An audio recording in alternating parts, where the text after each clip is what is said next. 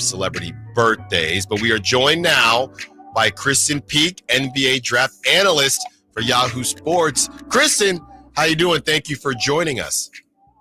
Hey, Allen, great. It's NBA draft season 2025 that started the day after the draft, so I'm keeping my eyes on the European U18s last week. I'm at Nike Skills Academy. There's some incoming freshmen here, and then I'll follow it up in New York City with some Elite 24 high school events. So it never stops. But happy to be here. Never stops. We want to get into some of the guys for the Kings, but now that you brought it up, 2025, how good could Cooper Flagg be?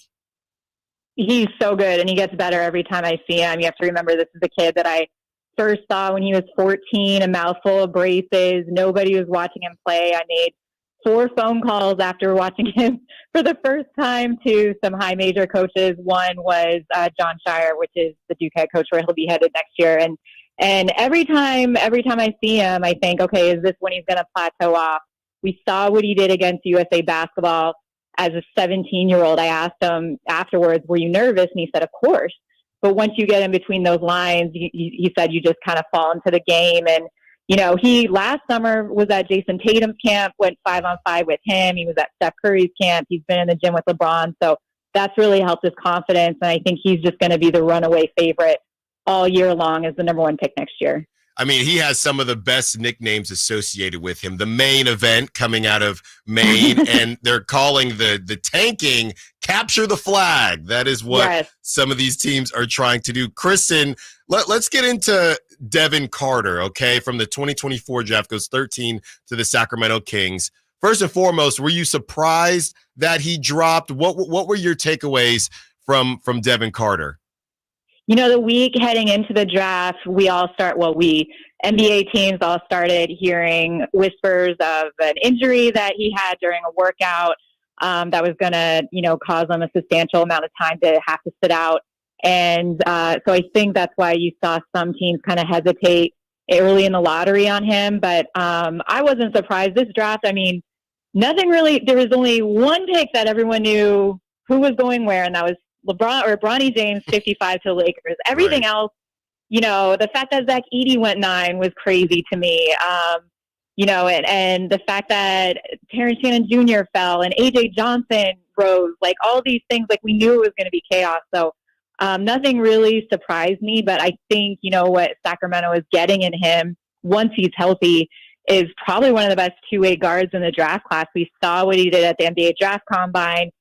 42-inch max vert. He broke the 3/4 sprint record, combine record, and he was so dialed in and plugged in during the shooting drills.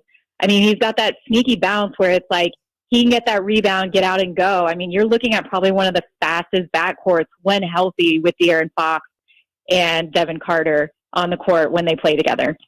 Talking to Krysten Peek, NBA draft analyst for Yahoo Sports. Krysten, did you get a chance to see Boogie Ellis out of USC? As you talk about Bronny, Boogie Ellis signs a contract. He was on our airwaves last week. What were your thoughts on Boogie Ellis? He balled out during the summer league. What were your thoughts on Boogie? It was nice to see the old Boogie Ellis that we knew from high school as a 5-star prospect. He was originally committed to Duke, I think, before transferring to Memphis. And so he just had a long college career. He's a bucket. I don't know if his game will translate to the NBA, but summer league was his time to shine. It was really fun to watch. I felt like he was a little pigeonholed at USC playing with Isaiah Collier in the backcourt, trying to make that work, and they just couldn't get their rhythm or chemistry. So with the NBA spacing, I think it'll help him, but it's just going to be his size, which is going to limit him a lot as an NBA guard.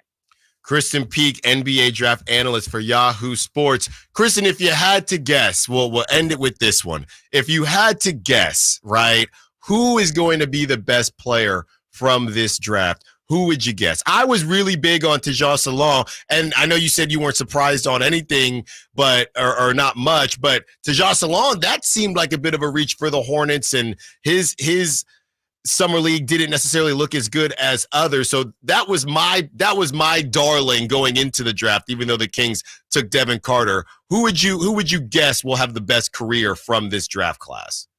I think the dude that's going to come out of this draft class is Stephon Castle, who went number 4 to the San Antonio Spurs. I think him and Wemby are going to anchor the defense. He looks very comfortable creating off the dribble and the spacing, and his outside shot is falling. Like, remember, we only saw him play one game, and then he had an injury. But I know the Spurs are very excited for him to come in and be slotted in alongside Victor Wembanyama, and I think he's going to get a lot of opportunity.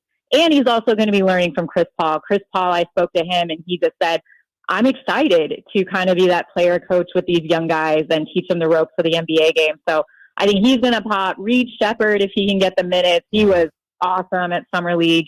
You know, it's so funny. He wasn't even the best player on his team. He came off the bench at Kentucky, and he's looking like one of the best picks in the draft for the Rockets. But, you know, just with that backcourt, it's so full. I don't know how much minutes he's going to get, but his versatility and what he brings offensively and defensively, I think he can find some early minutes coming with the secondary unit.